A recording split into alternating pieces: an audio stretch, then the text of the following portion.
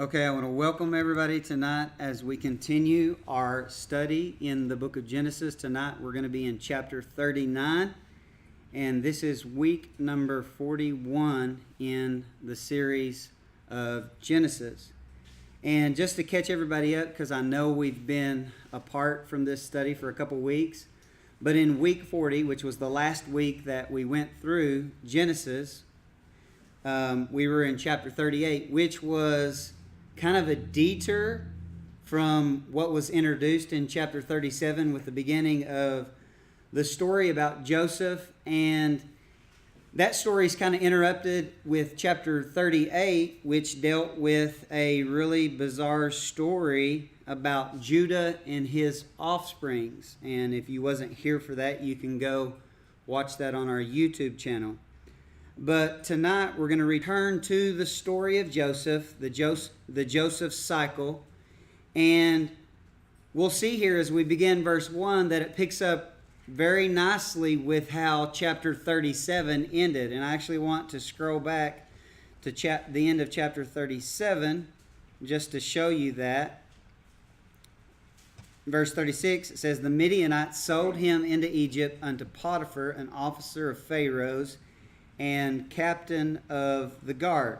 And then you have chapter 38, which is inserted in there, seemingly out of place, because chapter 39 begins like this. "And Joseph was brought down to Egypt, and Potiphar, an officer of Pharaoh, captain of the guard, an Egyptian, bought him of the hands of the Ishmeelites." Notice that it says Ishmeelites versus Midianites because they are one and the same people group who had intermingled and intermarried, "which had brought him down thither." So that fits very nicely with the end of chapter 37. So if we were to take chapter 38 out of our Bible, we would never miss it actually. But we seen in chapter 38 that it's not there just arbitrarily, because we know in hindsight, in retrospect, that Christ ultimately came from the lineage of Judah. I don't believe the writer of Genesis included this information because he knew that, because the messianic prophecies were not given yet at the time of the writing of Genesis. So I believe this shows God's hand at work in this, the providence of God, the leading of God in the inclusion of this story about Judah and his offspring, because it is very important in establishing the lineage of Judah, who is the fourth son of Jacob, ultimately leading up to the Messiah, Christ, as we see in the genealogies in Matthew and Luke. So it takes our mind back to what has happened. Joseph has been sold by his brothers to the Midianites, Ishmaelites. They travel down to Egypt, and he is sold to a high-ranking official of Pharaoh there in Egypt. So he is bought by the upper class, by the elite. And that's the story that we're going to look at tonight. This is a very interesting story, to say the least. And I believe it shows a lot about the character of Jacob or Joseph from when he had initially had the dream until the story that we see here. He has developed in his character substantially. And sometimes you have to be placed in uncertain predicaments, unfortunate situations. But in those tests and in those trials is an opportunity to become more like God. And we do that because we depend on God. We rely upon God. God shows us his faithfulness, and therefore that creates a faithfulness in us in response to his faithfulness.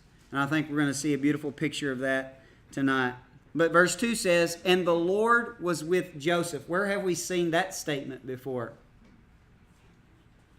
In the Jacob story, when Jacob was at Laban's, it continually was said, "And the Lord was with Jacob." What's interesting about that, in verse 2 it says, "And the Lord." Notice that Lord is all capitalized, which means that word is what?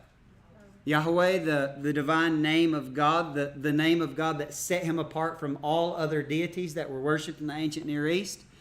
It is used his name is used 5 times throughout this passage here in chapter 39, and not again in the rest of the Joseph story. And because of that, there are many scholars who adhere to the documentary hypothesis or the source criticism who will say this is proof that, a Yahwehist later on down the line somewhere wrote this portion of the story, and then you have other portions where God's name is used as Elohim. And so they say that there are different sources of origination of authorship. And I've said very clearly that I disagree with that proposal, but I do believe that there was a hand in editing. You can't deny that. We've shown and proven examples of that. But that's one of the reasons why that is said. And I say that because if you actually care enough to follow along in other commentaries, they may mention something like that, and you need to be familiar so that it doesn't confuse you on what they're trying to say. But it says, and the Lord was with Joseph. So, because the Lord was with Joseph, everything probably went wonderful. Because, being a Christian, that means your life's gravy train. Everyone's going to love you. Everything's going to go wonderful. There's no test or trials because we have arrived. We are God's kids. I mean, that's it. Right? Just faith everything you want to happen and, call those things that be not as though they are. And we just create our own environment and circumstances and everything else we want because we are God's kids, right? That would be nice, but it's not reality anywhere in Scripture, as we're going to see a lot of proof of what I just said in the rest of the story. Obviously, that's not the case because the Lord has been with Joseph, and that didn't stop Joseph's brothers from selling him or wanting to kill him. Did it? The Lord being with us has nothing to do with our circumstances of life. The reality that God is with us and that God will never leave us or forsake us does not guarantee that the world will love us.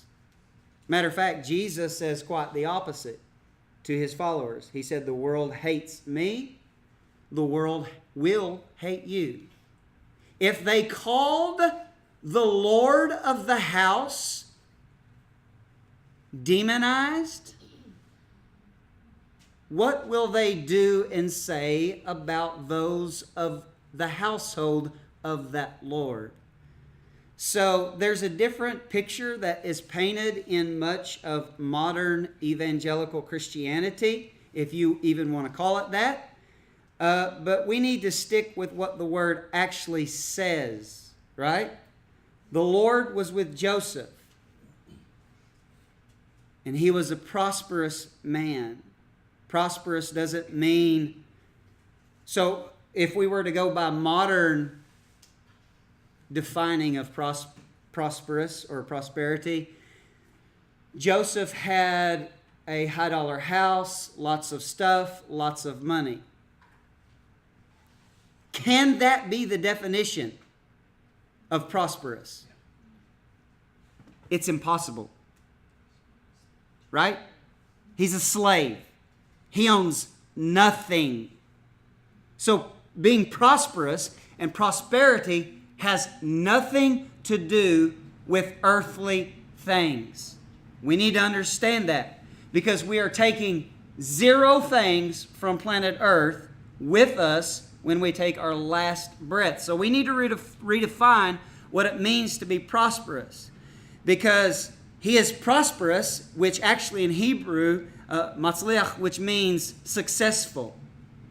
He was successful, but he was not successful by worldly definitions or by humanistic definitions of what success really is.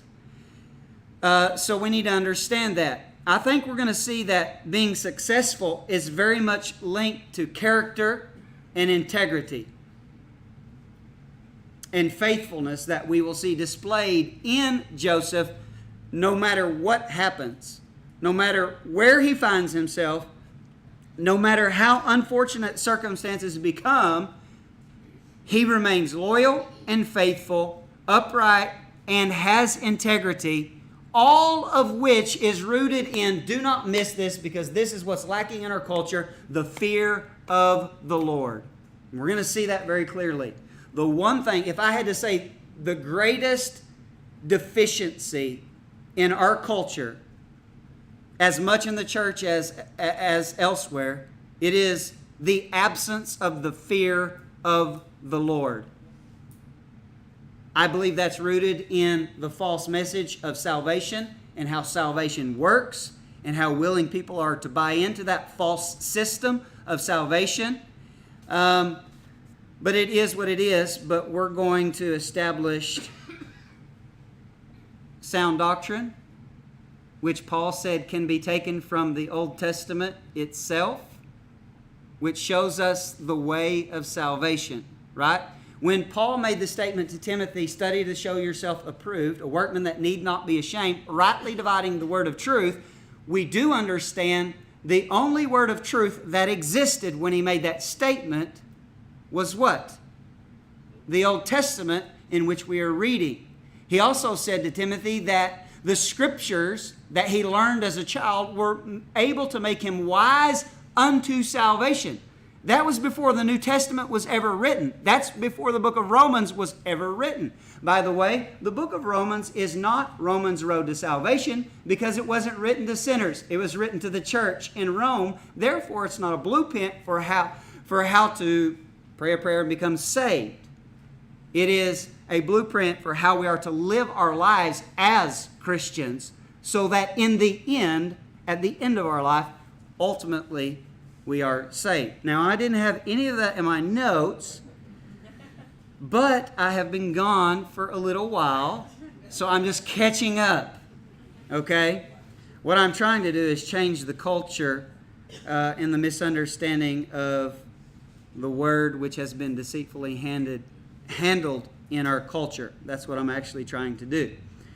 So, the Lord was with Joseph, and Joseph was successful, and he was in the house of the master of his master, the Egyptian, which is Potiphar. Now, that may not mean anything to us on the surface, but the fact that it says he, being a slave who was sold to Potiphar, owning nothing, the fact that it mentions that he was in his master's house tells us a lot about the status of Joseph. He has gotten and gained the attention of Potiphar, and most slaves would traditionally be sent out to work as laborers in the field, but it says here that he was in the house of his master, which means he has an elevated status as a servant, and he was not delegated the strenuous, hard manual labor so much as he was delegated skilled labor of a high-thinking intellectual level. So he worked within the house, which was an elevated status especially for a slave, which says a lot about how Potiphar felt about Joseph. And we're going to see that in verse 3. And his master saw that the Lord was with him. Now, undoubtedly, Potiphar didn't recognize that he was a follower of Yahweh, so to speak. But he realized something was different about Joseph, which is exactly what the world should see in us. They may not be able to understand it. They may not be able to explain it. But when the world has relationship or interaction with us, they should be able to at least say this much. There is something different about them. That difference should be personified in how we live, how we treat people, and our morals, our ethics, our character, and our integrity. And I believe that's what he's seen in Joseph. So undoubtedly his master saw what? That he was a poor worker?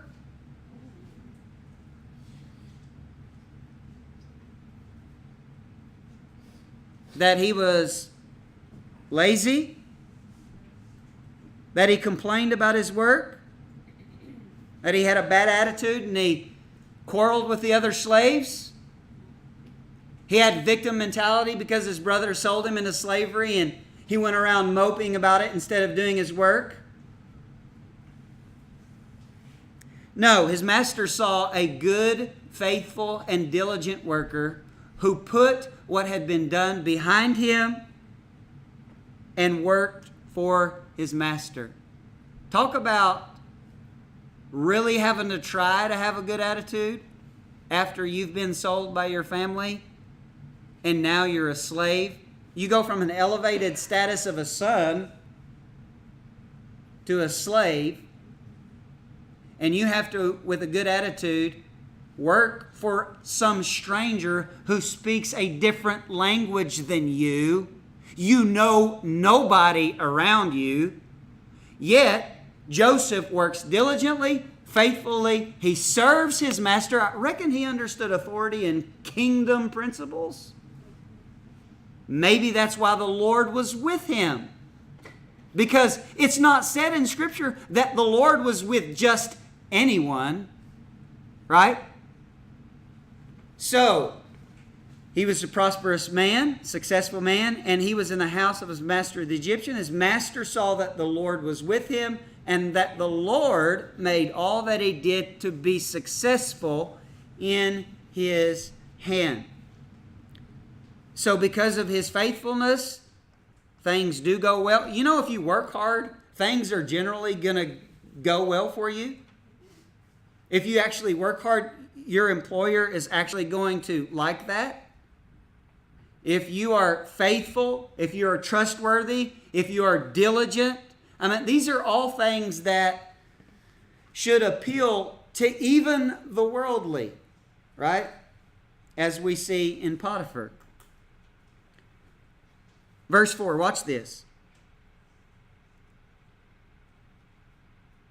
And Joseph found grace, chen, in his sight. Did he find grace because he was slothful or a poor worker? Because, you know, grace isn't earned. Boom. I wish I had a mic. So did his master have this attitude about everybody? Did everybody find an elevated status? Did everybody get promoted to being working inside? Or did grace get given to someone who is diligent, someone who is faithful, someone who is dependable, someone who is trustworthy? You getting it? We're shaping minds and doing theology.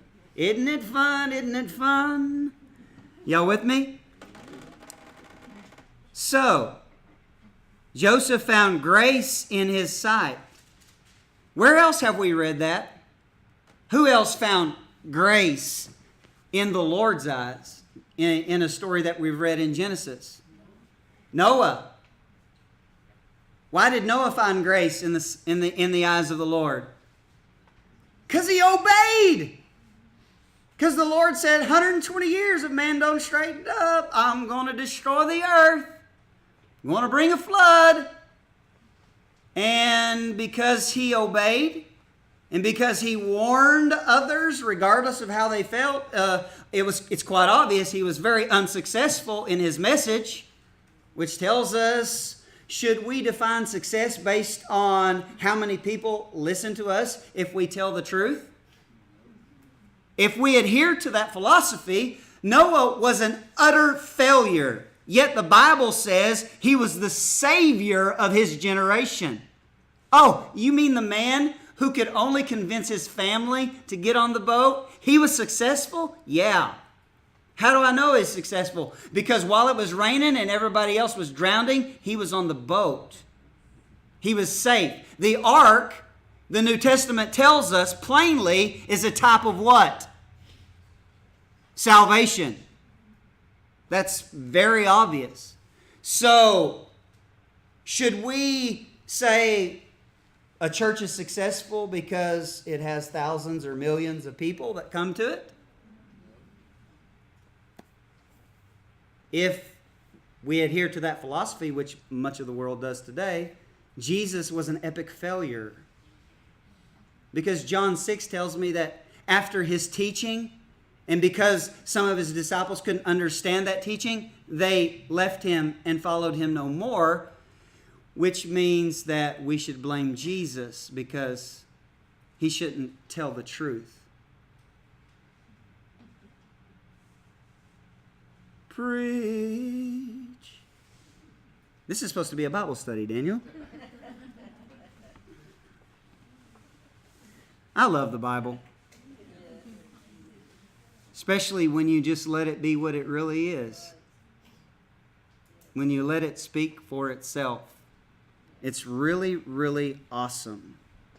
So, back to verse 4. Joseph found grace. I'm trying to get as much in you as I can because we only have 23 verses, right? So Joseph found grace in his sight. Watch this. And he served him. Joseph found grace because he served his master. And again, you want to talk about taking some character and some resolve to serve a man you've been sold to by your brothers. That would be very tough to do. But you know what? He did it, and it proved to work for his good. It got him a job in his master's house instead of out in the field picking up rocks or something like that. So it didn't go unnoticed. Do you think it'll go unnoticed if we're good workers, good servants, or we're just faithful in whatever we're involved in? Especially in our culture. Good help and faithful people are few and far between. You will shine like the daytime if you are faithful and diligent, especially in our culture. And it will be noticed by others, even people who may not have character or live by biblical standards. They will appreciate diligence and a servant's heart, like we see in Joseph. So he served him, and he made him overseer of his house. Not only is he in the house, but he's running the show, right? He has authority. You know why he has authority? Because he knows how to get under authority. And only those who get under authority should have authority. And that's something you don't learn overnight. You learn through serving. That's something we need to see reinstilled in our culture, especially in the church. Promotion within the church. So he made him overseer over his house and all that he had put into his hand. In other words, Joseph took care of the affairs of his house. Do you know how profound that is about Potiphar's attitude towards Joseph? I want you to think about this. An elite upper echelon worker of Pharaoh, hired by Pharaoh himself, the king of Egypt, the most powerful nation at that time, buys a slave and elevates that slave to the overseer of all that he owned, working from within his palace or his home. That is very, very substantial that he would do something like that, which shows what? I'm looking for one word. Trust. You said it. Trust. He trusted Joseph. Because you're not going to give some stranger who you bought as a slave access to all the information about yourself and all of your affairs to handle and oversee and govern if you do not trust them. So this shows how dependable Joseph has proved himself to Potiphar. So it says, and it came to pass from the time that he had made him overseer in his house and over all that he had, that the Lord blessed the Egyptian's house for Joseph's sake. This is an instance where Potiphar is blessed by association. Why? Because Joseph has the patriarchal Abrahamic covenantal promise on his life. I will bless those who bless you, and I'll curse those who curse you. And because Potiphar blesses Joseph, what happens to him? God blesses Potiphar. Why? Because that is the Abrahamic blessing. So the Lord blessed the Egyptian's house for Joseph's sake, and the blessing of the Lord was upon all that he had in the house and in the field. So what do we see here? That because of Potiphar honoring Joseph, the Lord blessed all of his affairs, which Joseph ruled and governed over. Verse 6, and he left all that he had in Joseph's hand, and he knew not what he had save the bread which he did eat. Now it's painting an even bigger picture of the trust that he has for Joseph. Joseph is literally handling everything. And Joseph was a goodly person and well favored. In verse 6, what does that mean when it says that he was goodly and well favored? In Hebrew, it actually should be read that Joseph was of beautiful form or figure and beautiful appearance. Beautiful form or figure and beautiful appearance, which is very much how his mother was described. Who's Joseph's mother? Rachel. Who was attracted to Rachel? Jacob, right? Jacob shows up at Haran and he sees Rachel and says, good Lord, I'll work 7 years for her, right? Obviously, he got tricked and got to marry Leah first. So actually, she was so beautiful to Jacob, or attractable to Jacob, he was willing to work 14 years to have her, right? And he did just that. So he takes after his mama. But we're going to see that that proves to be something that very much works against him. You see, there's pros and cons in everything, right? We could say, oh, he was blessed to be good looking and have a great physique. But we're going to see in this story, there may be some truth to that, but it does work against him and it gets him in trouble, even though he does the right thing. So let's continue reading. It says he was a goodly person, well favored. And it came to pass after these things that his master's wife cast her eyes upon Joseph. Why would she do that? Because he's 17 plus. A couple years have probably went by at this point because, he's not going to get that kind of trust that we've read about overnight, obviously. So he's worked for several years. So you're talking about a good-looking young man who's in his probably lower 20s. He's in, the pinnacle, the prime of his life, and as far as looks. And, the master, he's gone a lot. He's a busy man. He's captain of the guard. He takes care of Pharaoh's affairs, the king's affairs. He's not home a lot. You have Joseph, who's successful. He's good at what he does. He's faithful. He's dependable. He has character. He has morals. He has ethics. He's the total package, right? And so Miss Potiphar sees him every day. Her husband's gone a lot. She's kind of looking at him. And good old attraction, good old lust gets the best of her. And she starts casting longing eyes upon Joseph.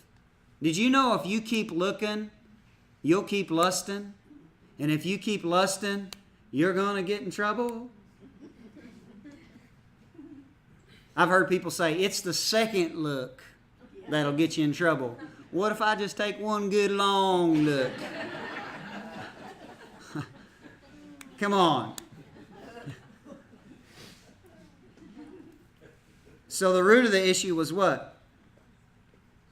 Looking with lust in her heart. Which is why Jesus says, the law says don't commit adultery. But I say, let's deal with the root of the problem. Don't even look at the opposite sex with lust in your heart, or you have committed adultery. Did he raise the bar or lower the bar? So what does grace do? It raises the bar. And it should. Because we have the indwelling Holy Spirit. Grace doesn't say, Jesus did it all, so go ahead and get you some. It'll be all right. He paid for your sins, past, present, and future. So go ahead and have at it. That's not what Jesus said, folks. Jesus said, let's deal with the root of the problem. Let's not even let it get to the point of adultery. Let's deal with the lust, because lust is the source that leads to adultery. All right. So, she has her eyes on Joseph. And she said, lie with me. She probably just meant, let's just take a nap together, right? No, she wanted to have sex. She was attracted to him. She had looked at him day after day. A couple years have probably gone by at this time. She sees this good-looking young man, and she wants to have some of it. And so she comes to him and says, lie with me. Now think about this. Let's get the fullness of what's going on here. Joseph, in his lower 20s, who is likely a virgin, has,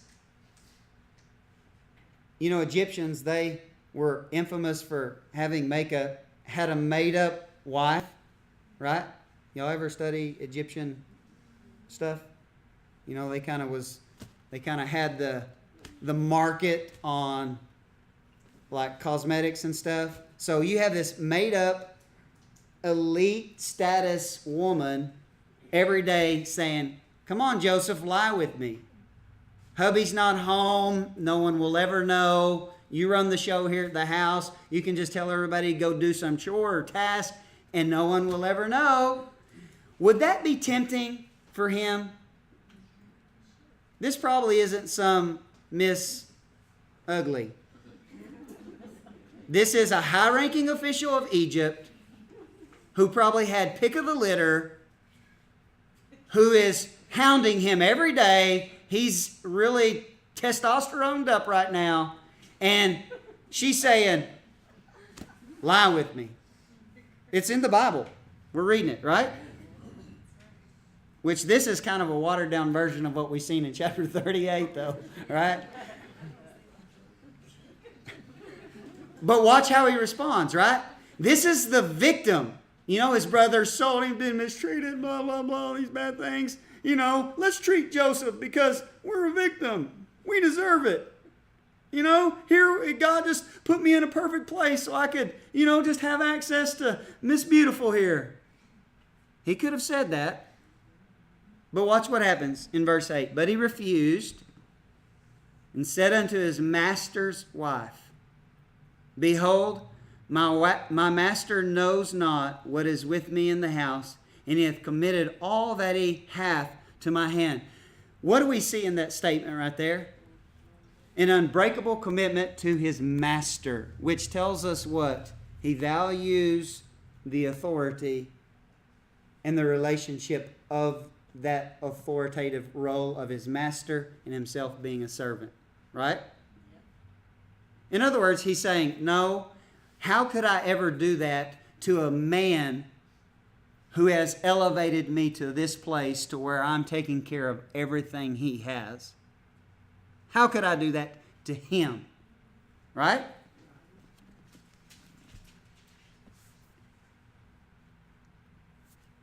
I'm going to scroll up. He goes on to say, there is none greater in this house than I, neither hath he kept back anything from me but you. Notice what he says. He has not kept anything back from me but you. You're off limits. I have access to everything else, but not you. Because you are his wife. How then can I do this great wickedness, watch what he says, and sin against God?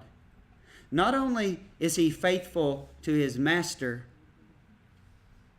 but first and foremost, I believe what causes him to be faithful to his master is he is faithful to his Lord. In other words, he says, how can I do this great wickedness and sin against God?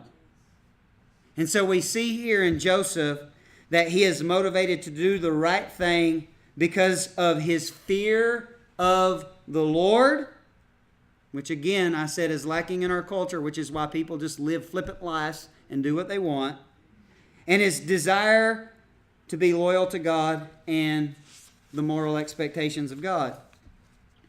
So Joseph was first and foremost accountable to the Lord and then to his master. And because of that, he was able to resist what would have been a very plausible temptation. Again, he's 20s. Given everything that's transpired, it would have been easy for him to say, you know what, Joseph, you deserve it. Go for it. Here you are, just get after it. But he didn't, because he feared God and he was loyal to his master. Do you know that if we fear God and we understand authority, we're going to be moral and ethical people in everything we do? Why? Because first and foremost, you're accountable to an all-seeing God who sees and knows everything, down to every thought that we have. That raises the bar a lot. When we live for an audience of one, it changes how we live, right?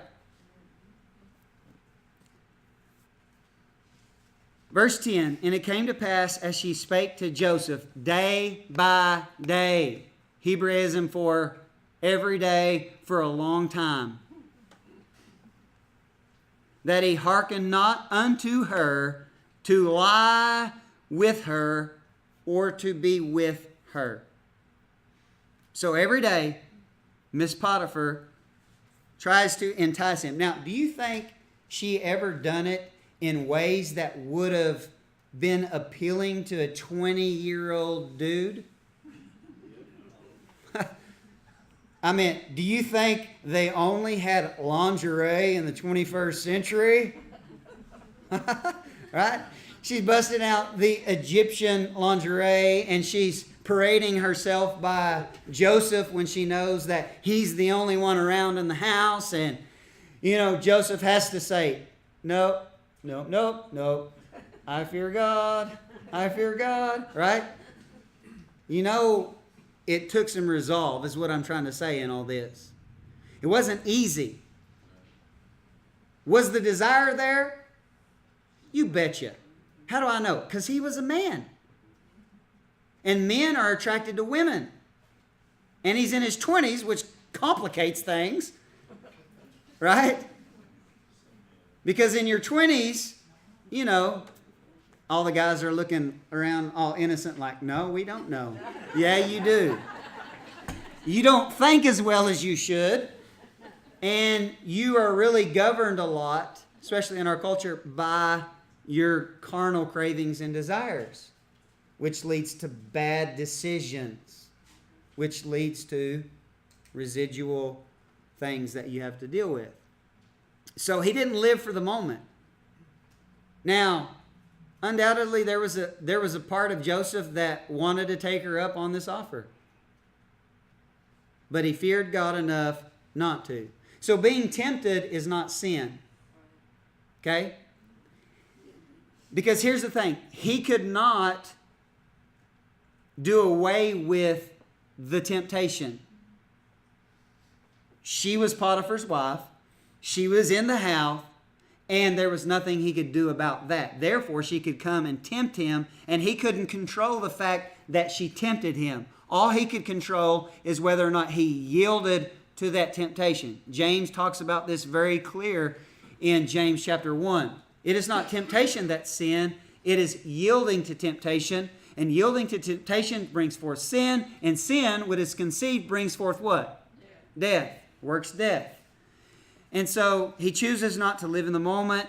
He doesn't listen to her. And he doesn't lie with her. Now, verse 11.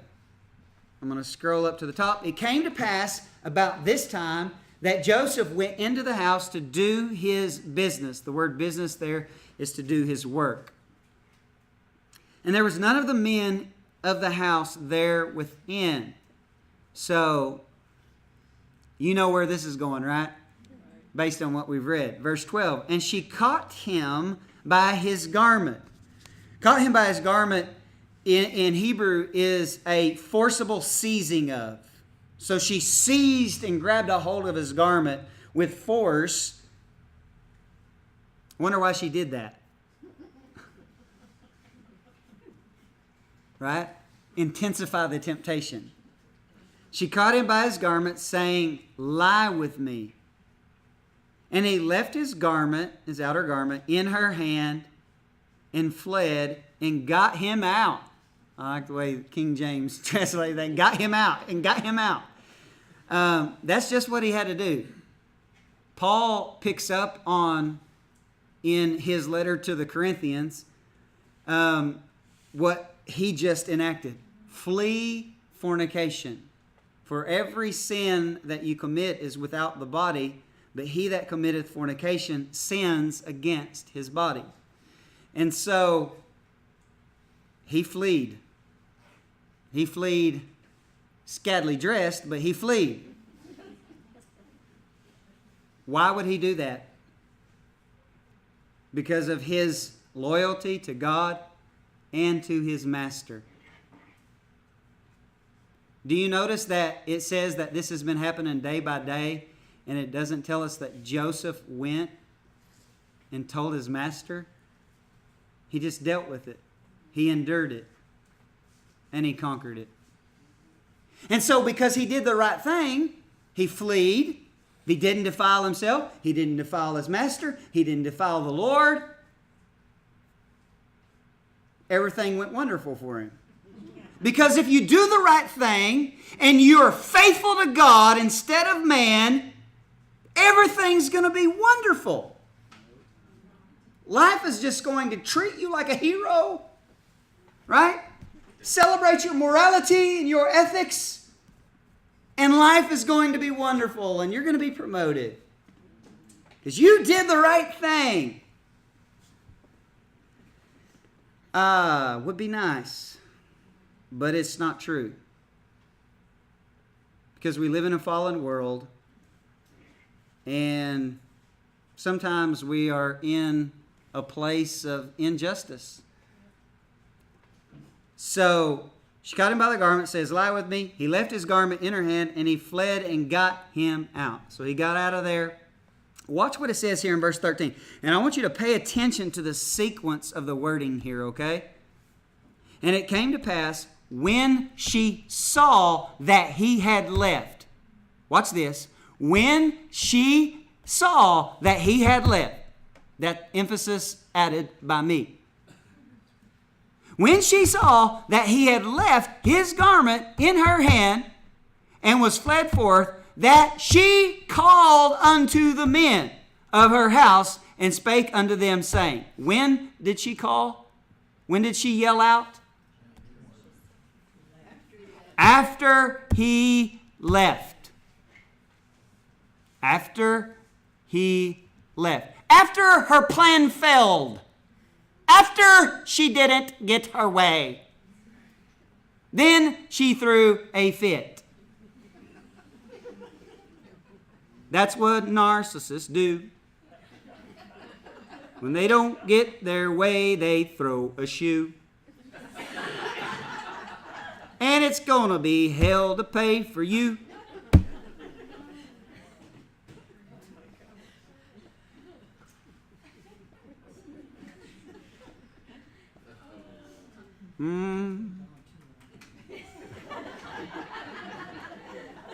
I heard that.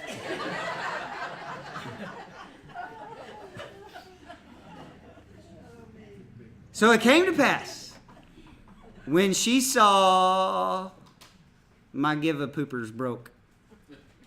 I'm just going to be me. Okay?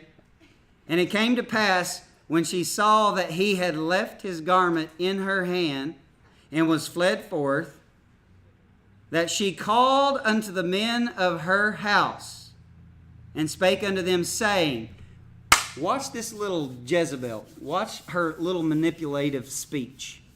Pay attention. I'm going to help you. I'm going to pick up on this on Sunday. Okay? A message the Lord gave me a couple months ago, which goes very nicely with what we're seeing in Miss Potiphar.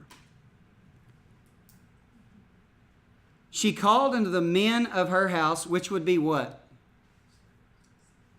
Servants. Okay? She calls the servants, watch this, and spake unto them, saying, he hath brought in a Hebrew. Notice she doesn't call him a Hebrew slave, because that would be insulting to the people she's talking to. So she conceals that in this speech, because she's a manipulator, and she knows what to say to who. Remember that. So she says, brought in a Hebrew. She leaves out the fact that he's a slave, like y'all, a Hebrew slave like y'all. She don't say that part. He brought in a Hebrew unto us. What is she doing here? Playing on their emotions, putting herself on the same level as them. Why? To appeal to their psyche and their emotions. Master manipulators do this crap. He's brought in a Hebrew, not a slave. I'm not going to say that because that would offend you. And I want you to go along with me, so I'll just say Hebrew. He brought in a Hebrew to mock us. Since when did you become a slave, Miss Potiphar? You see her game? She knows what to say, who to say, so that she has influence in what she says. I am really teaching some good stuff here, so you should take notes. I'll help you in life. He came in unto me to lie with me, and I cried with a loud voice. And it came to pass, when he heard that I lifted up my voice and cried, that he left his garment with me. Time out, you little liar. When did she cry out? After he had fled. What did she just say? That she cried out and then he fled. What do we have here? Truth and lies. Mingle it all together. Get the sequence out of order. Put it in whatever order you want it to. However it works out best for you. And then you just go with it. And then you talk to them like you're on their level so that it'll appeal to their emotions and their psyche. So they'll side with you, back up your story, and you can be vindictive because you didn't get your way.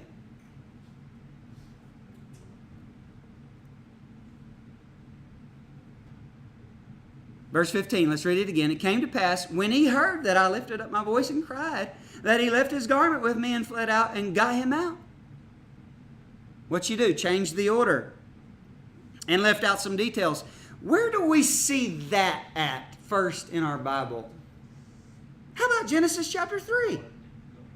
A serpent slithers into the garden, mingles truth with lies, get things out of sequence, and manipulates by coming down and talking on their level, and seduces Adam and Eve to eat of the tree. Why? Because the serpent, long ago, wanted everyone to worship him instead of God. And so he slithered in the garden to get his way, to get them to worship him, which is to obey him. And he mingled truth with lies talked on their level, played with their emotions and their psyche, slandering others, accusing others, and what happened? He was successful, which is exactly what we're going to see in this story. So, she says, when he heard that I lifted up my voice and cried, that he left his garment with me and fled and got him out. And she laid up his garment by her until his Lord came home. So let's paint the picture. She talks to the slaves, manipulates them, lies to them, mingles truth with them, has them on her side, throws Joseph's garment. Joseph and his garment, right? They get him into trouble. Throws his garment up on the sofa, kicks her feet back, and rehearses what she's going to say to Potiphar when he gets home. I just want to go out on a limb and say it's probably not going to be the truth.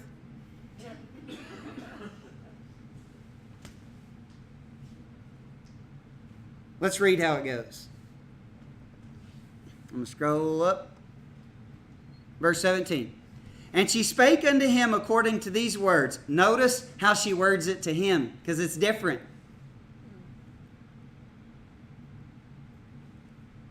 I think John preached on the word that we see in action here, chameleon. She spake these words according to these words, saying, the Hebrew servant. Notice that she throws that out when she's talking to him, because he's not a slave, so it won't offend him. But notice what she says. The Hebrew servant which you have brought unto us.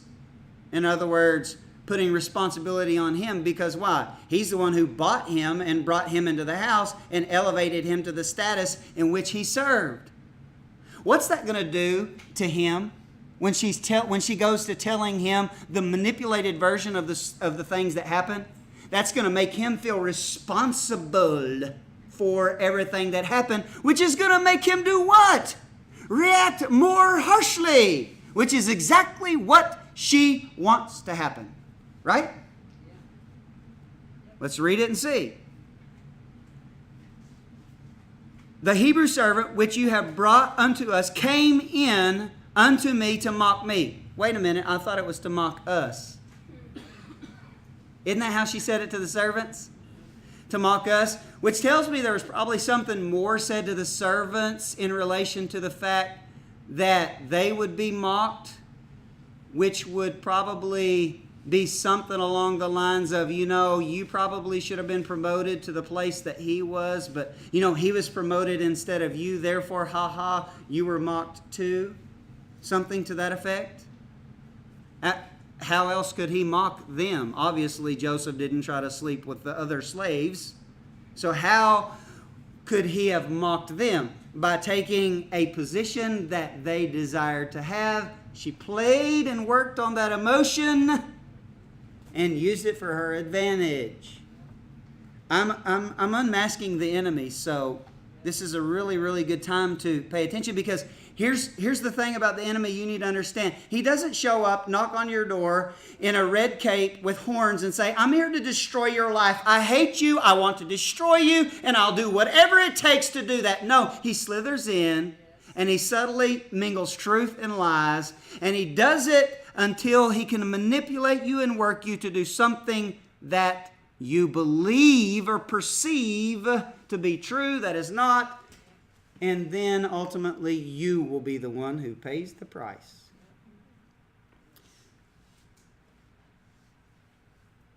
Can I have my ushers come? We're going to take up an offering. I'm joking. Just seeing if y'all was awake. Verse 18. And it came to pass, as I lifted up my voice and cried, that he left his garment with me and fled out. Notice she lied again. And it came to pass, when his master heard the words of his wife, which he spake unto him, saying, after this manner did your servant to me, your servant, right? Your servant,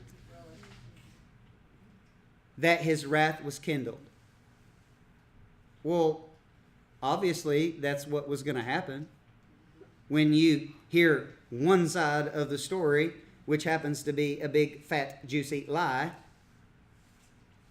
And it happens to be full of accusations in which she is actually guilty of, because that's usually how it works.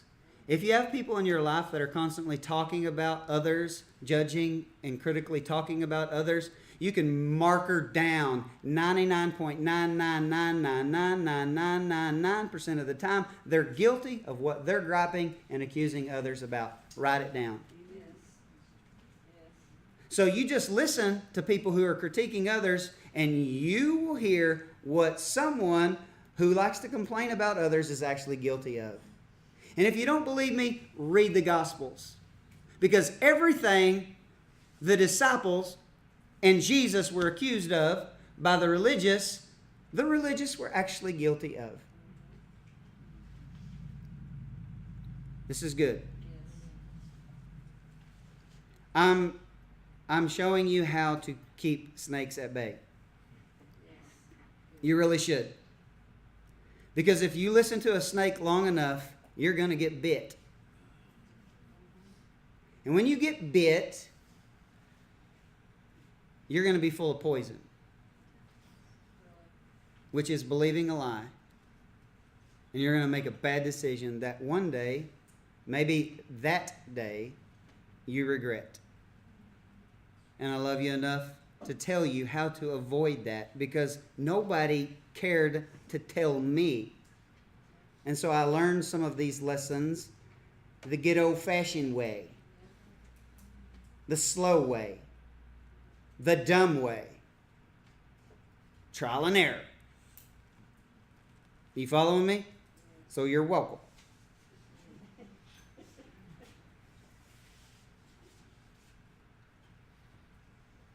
And it came to pass, when his master heard the words of his wife, which he spake unto him, saying, After this manner did the servant to me, that his wrath was kindled. And scroll up, verse 20. And Joseph's master took him and put him into the prison, a place where the king's prisoners were bound. And he was there in the prison. Now, that's actually not a harsh punishment for the crime he is accused of.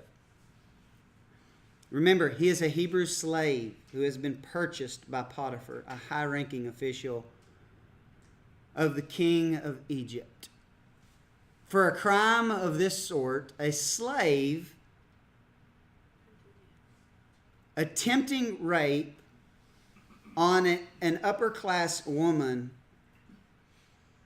would have no doubt demanded at once the death penalty in that culture. Which tells us Potiphar's kind of thinking, I'm not too sure if I believe her story. So just to be safe, I'll throw him in the prison, but I won't kill him. After all, I wouldn't be prospering as I am if it weren't for him. So it shows an element of gratitude that he has. It shows that he still has some element of trust in Joseph, because he only throws him into prison, not just any prison. He puts him in prison where violators of the king, those who worked for the king, who got in trouble and, were thrown in prison, where they would be, which is going to prove to be quite beneficial for him later on. So he is thrown in prison where the king's prisoners were bound, and he was there in the prison, which, sold by his brothers. This tramp tried to get him to have an affair, and he'd done the right thing, and now he's paying the price for it. So, if anyone should be able to have a pity party and send out invitations, it's Joseph. Right? He has been royally done wrong, and he has done the right thing. And he's paying the price for it. So, he probably sold and throwed a fit and played the played the victim in prison? Nope. Let's read what happens. And verses 21 through 23 could actually go with the next chapter, and we'll actually revisit them when we start the next chapter because they go with it very nicely, but we'll go ahead and read those verses. Watch this. Remember, he was bound and thrown in prison. Verse 21, but the Lord was with Joseph. Things ain't going right. Circumstances ain't going right. But guess who's still there with him? Mr. Dependable. The one true and living God who will never leave us or forsake us. Which is why we should put our trust in who? The Lord. Which is exactly what Jesus did. Read John chapter number 2. John chapter 2 says the people tried to come and make him a king early on in his ministry. And Jesus refused because he knew what was in man. And he chose to be loyal to the one and only true and living God. That was his Father. That's what it means to be born of the Spirit. You are led by the Father and not the expectations of man. So the Lord was with Joseph. Watch this. The Lord was with Joseph and showed him mercy and gave him favor. The word favor there is grace, chen, in the sight of the keeper of the prison. So the first mention of God giving grace and mercy in the same verse, two words that are used a lot in the New Testament, are in a situation where Joseph's done the right thing, he's paying the price, and he's in prison. But somehow, God showed him grace and mercy. You mean even while he was in the prison for doing the right thing? Yep, that's what it says. Which should help us redefine what mercy and grace really are. So the Lord was with him, showed him mercy, gave him favor or grace in the sight of the keeper of the prison. I wonder how he got grace in the sight of the keeper of the prison. Because he sat in the corner and cried about how he was done wrong? How he's been mistreated by his brothers, and how he's been mistreated by Miss Potiphar and Mr. Potiphar, and everything's just been done wrong to him because he's done the right thing. And so the guard of the prison saw him and felt sorry for him.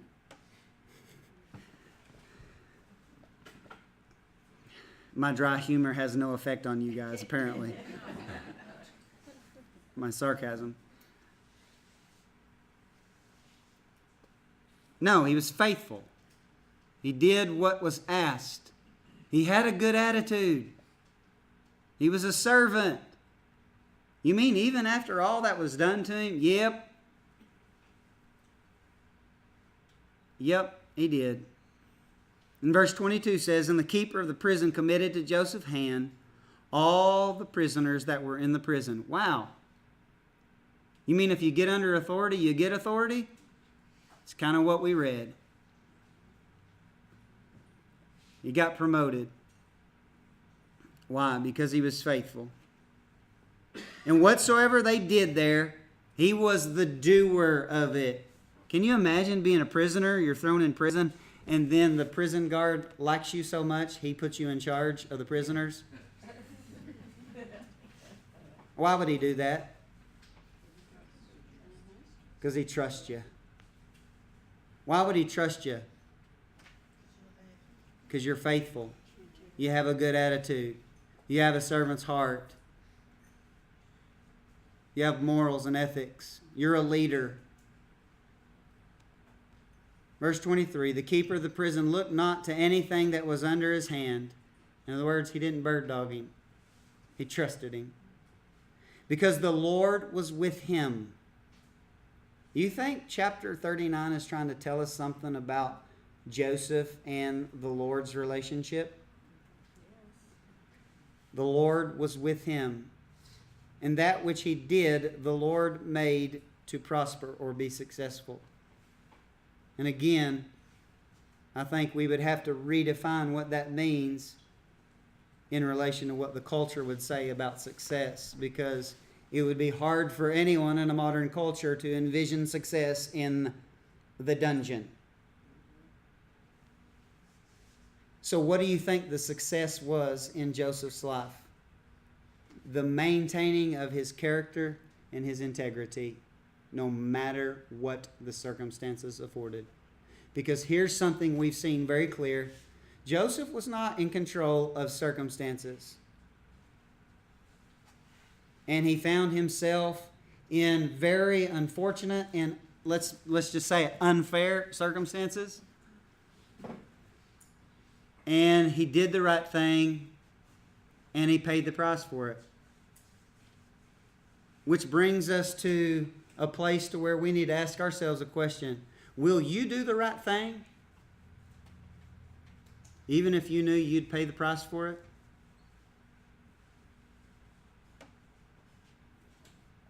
All the Christians were like, yeah, I would.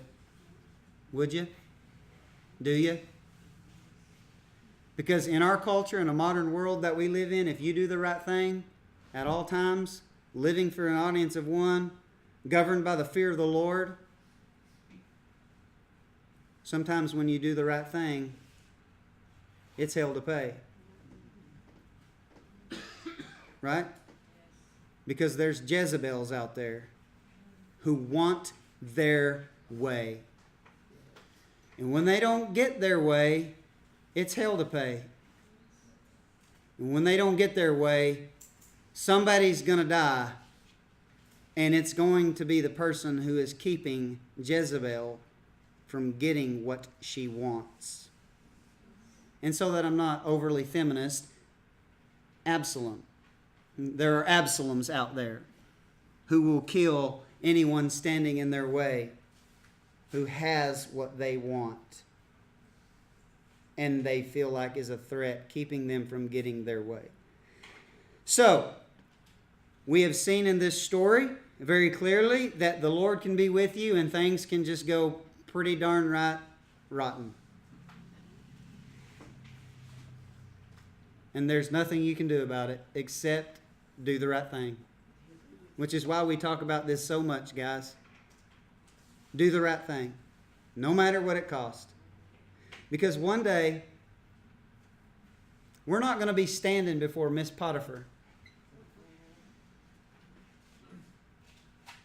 We're not going to be standing before the servants or the other prisoners. One day, we're going to stand before the judge of all, who knows every secret, who has been in every room inside of our soul, in whom there are no secrets, and he will judge righteously. And so we need to live for him. Jesus said it this way, fear not him which is able to kill the body, but fear him who is able to destroy both body and soul. Man can take our lives, that's as far as they can go. But we live unto the Creator, who is in the say of what happens to our eternal soul. And that's how we should live our life. All right, any questions?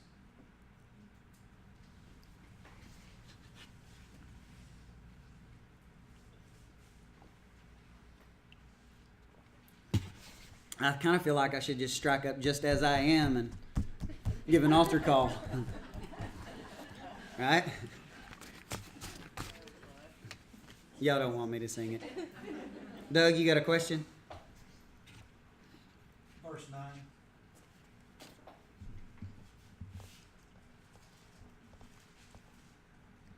There's none greater in this house than I, neither hath he kept back anything from me but thee. Does that leave room for the fact that maybe there was some other servants and stuff there that, since he worded it like that? I think that's just the natural expectation of the Lord of a house. You know, you're over everything in this house, and you can say and do with everything that I own except for Miss Potiphar. I mean, I don't even think that would have to be voiced even in antiquity. You know, you obviously can't sleep with my wife, but you can take care of everything else. So I wouldn't read anything more into it than that. But certainly, the fact that he doesn't carry out the death sentence on him shows that he does have some questioning of what she tells him. I've always thought the same thing about that dude Potiphar. He probably knew his wife pretty good. How could you not? Mandy? Do you think that when he sent him to prison instead of killing him, it was because of that, knowing his wife and liking or trusting Joseph, or do you think he feared Joseph's God because he saw the Lord in Joseph?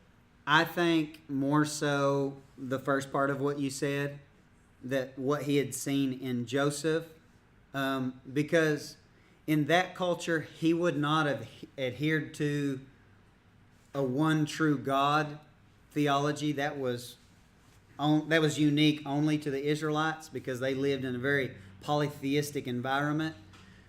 He may have said, the gods favor you or something like that. But I think it's what he actually seen in Joseph and probably in his wife that caused him to question, and not carry out such a harsh sentence.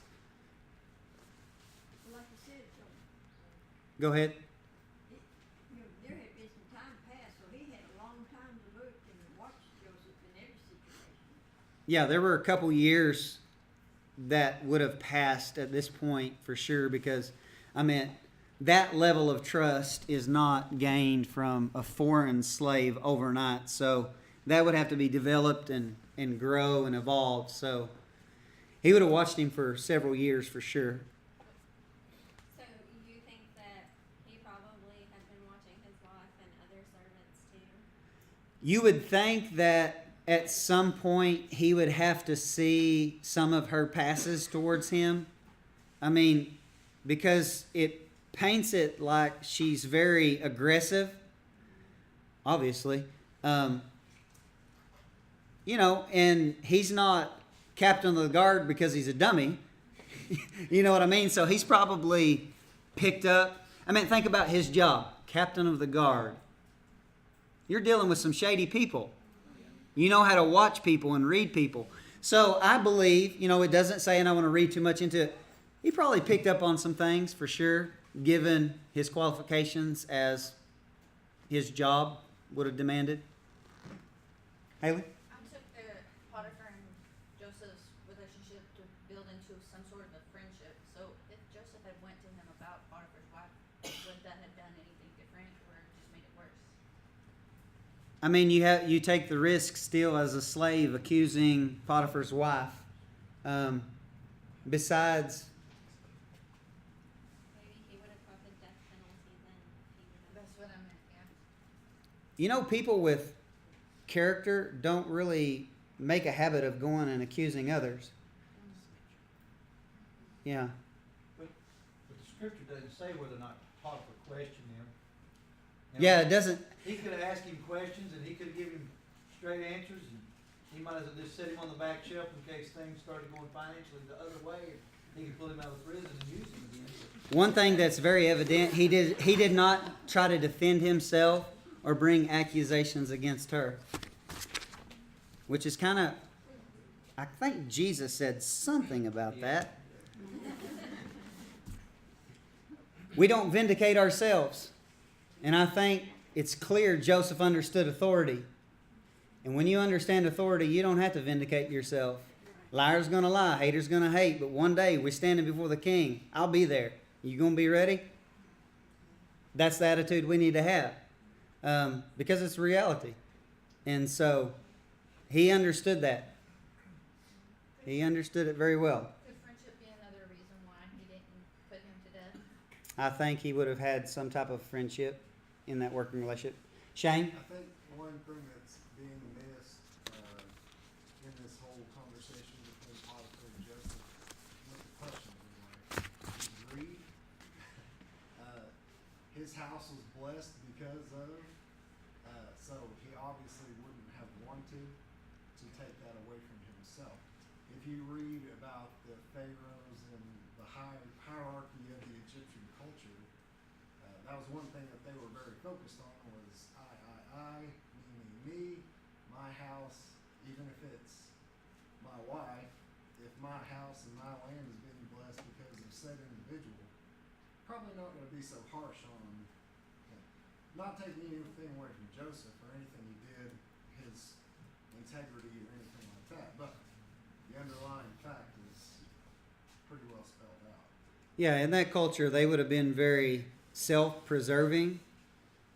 So there would be elements of Potiphar doing what is going to ultimately benefit him in the long run. And the scripture clearly says that Potiphar recognized that he was blessed because of Joseph. Because, you bring Joseph in the house, things start going well, things start prospering and being successful. You give him authority, things go even better. And that wouldn't have went unnoticed. Again, he was an intelligent individual. And so you have those factors that would go into his decision making. Now, in a very masculine society like a lot of ancient Near East cultures were, a lot of them would have just knocked her in the head and got a new wife and just kept Joseph where he was if it was only about finances and things like that. And he certainly could have done that and no one would have thought anything of it because of how cultures were. But he didn't do that. So there's a lot that's left unsaid, really, in this story. But in the end, we all know why Joseph's life is spared, because God is preserving him for a role that he's going to fulfill in the future. So I think that you have the Lord, influencing some of the decisions here as well. So there's a lot of things going on here. Bob? Joseph, being in the position he was in, he could choose the most beautiful person in Egypt, and he did. And another thing that I just want to make a comment about, Joseph's coat caused him to be in prison different times. His coat of many colors, his brother dipped in blood that they had to kill an animal and brought it to his father, and that got him sold into Egypt. And his coat was caught in another lie by Potiphar's wife, Pharaoh's wife, because he had to kid him and he threw him into prison again.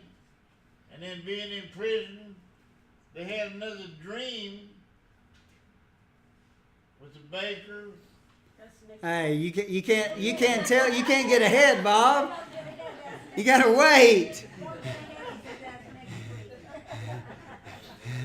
We'll talk about that in the weeks to come. Okay. Don't get ahead of us here.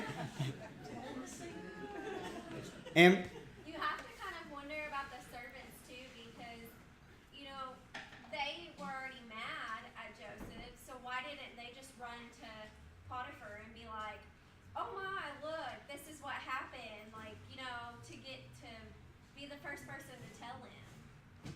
I figure Miss Jezebel gave strict instructions. It doesn't tell us, so we're reading into it at this point.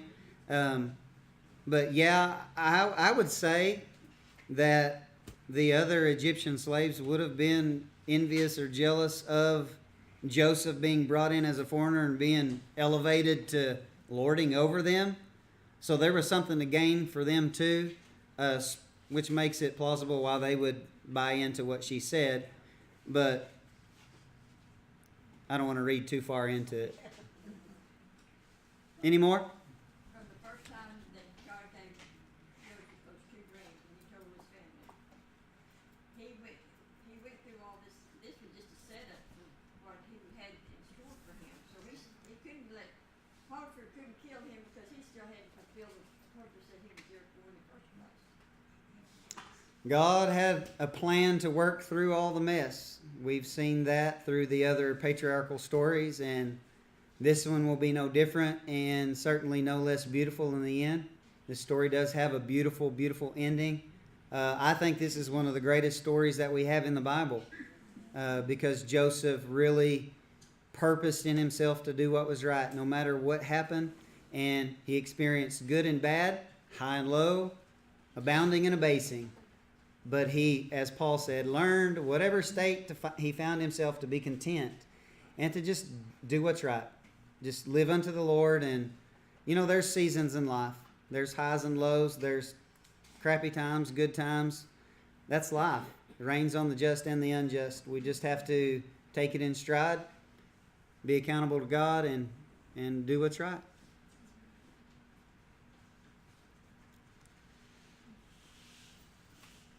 That doesn't guarantee us that all of our stories will end like Joseph's does either, though.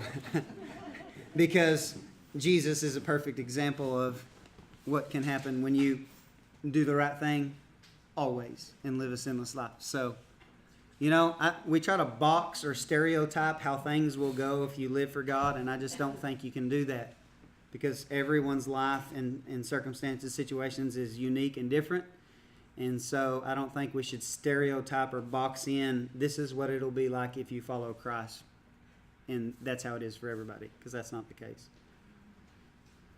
Any other questions? All right.